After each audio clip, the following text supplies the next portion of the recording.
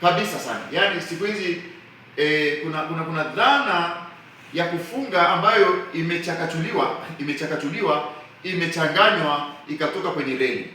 Sisi Wakristo wa Katoliki tunafunga siku 40 kwa kufanya matendo mema.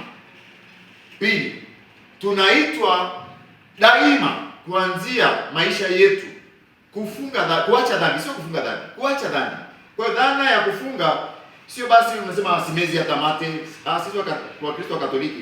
Sisi Wakristo wa Katoliki, tunakunywa maji, tutakula chakula, lakini inafaa pia sio unakula mpaka tena unavibiwa.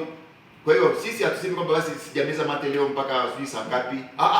Dhana ya kufunga kadiri ya dhehebu letu sisi wa Katoliki ni dhana ya kutenda mema, na unapotenda mema unaweza ukaacha yale mambo ambayo ni haki yako na ukatenda mema zaidi. Kufunga pia unaweza ukachukulia dhana, maana ya pili, ukajinyima chakula, ukasema nitakula kwa siku mara moja. Kama nilikuwa nakula kwa siku mara 3, nikala kwa siku mara 2. Kile cha ulichokuwa unakula cha 3 ukakitoa kwa maskini.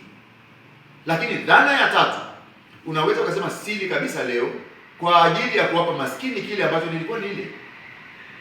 Ndio dhana hiyo.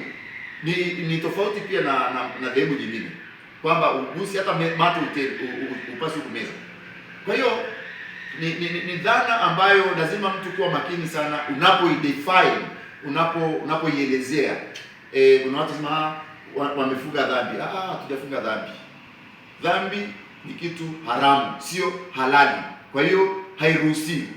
Kuanzia tunapobatizwa, tunapopewa kipaimara, kuanzia tunapojua dhambi ni nini, ni kumkosea Mungu kwa makusudi katika jambo dogo au kubwa. Sisi wa Katoliki, sisi wa Kristo tunajua hivyo, na katekisimu inaelezea hivyo.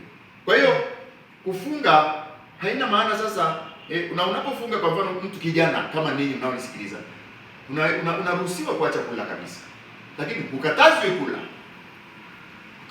Lakini Ijumaa Kuu na Jumatano ya Majivu ndio tunakatazwa kula nyama.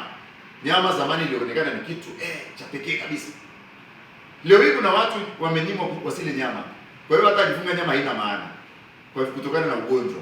Lakini zamani nyama ilionekana ni very special thing.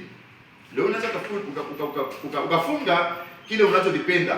Sijui ni samaki, sijui ni kwa Wapare labda makande ya maharagi, sijui kwa Wachaga sijui kitu gani.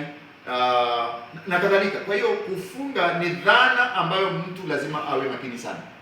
Na unapo Wakatoliki, hata tunaposema mtu basi ajinyime chakula siku nzima, Jumatano ya Majivu au Ijumaa Kuu kutokula, lakini wagonjwa na wazee na watoto wanaweza wakaendelea kula chakula siku hiyo kutokana na hali zao za kiafya au katika utoto. Watoto wanaweza kapewa sasa, basi kufunga kwako wewe mtoto utafanya kazi zaidi hapa bustanini, utamsaidia bibi yule jirani, ndio una compensate kule kufunga chakula au kufunga nini. Au Jumapili hii hamtapewa soda, hamtapewa Fanta, hamtapewa Coca-Cola kwa kipindi cha Kwaresma. Fedha hizi tunazipeleka kule upendo kwa watoto mayatima, ndio kufunga huko. Au nguo hizi ambazo hamzivai tuzikusanye, tumpelekee paroko, tumpelekee mchungaji, baba mchungaji au askofu akazigawe kwa maskini. Ndio hiyo.